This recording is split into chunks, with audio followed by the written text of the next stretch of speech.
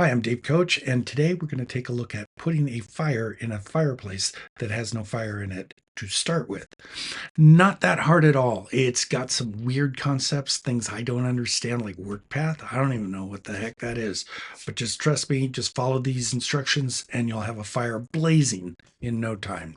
So here's our image. Looks pretty good. Obviously, it's got flashes in it. I don't care. This is just to show the fire. So you need a new layer to build the fire into. So that is just hit that and there's our brand new layer.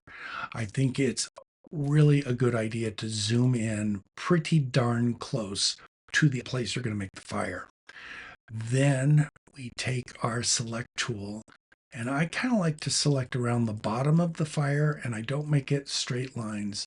I make it jagged around where I expect that fire to be, just like that. And then I close the selection.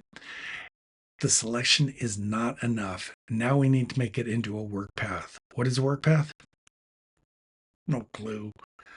But we right click on it and we have the option right there, make a work path. So do that. Not knowing what a work path is, I don't know what a tolerance on a work path is either. I just go with 2 pixels and call it good. Then you just go up to filters and you choose render flame. And there you go. It's going to get you what it thinks is best. There's a bunch of different choices. I just always use multiple flames, one direction.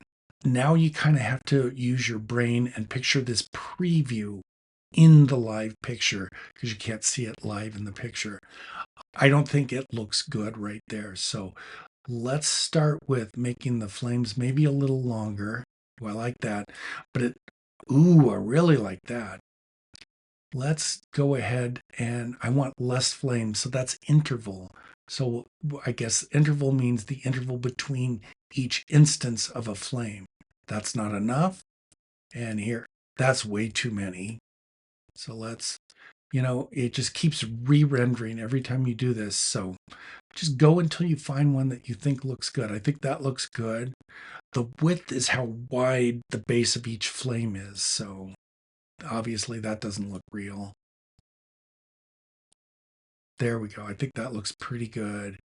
And angle is if you need it to angle. We do not need it to angle here. See, that obviously is way screwy. Maybe use that outside where you've got wind blowing or something. And even then, only a couple of degrees. I don't think you really want to do much of anything. Anyway, I think we've got a good flame. So let's click OK. And that'll put it into our picture. Whoa, maybe way too big.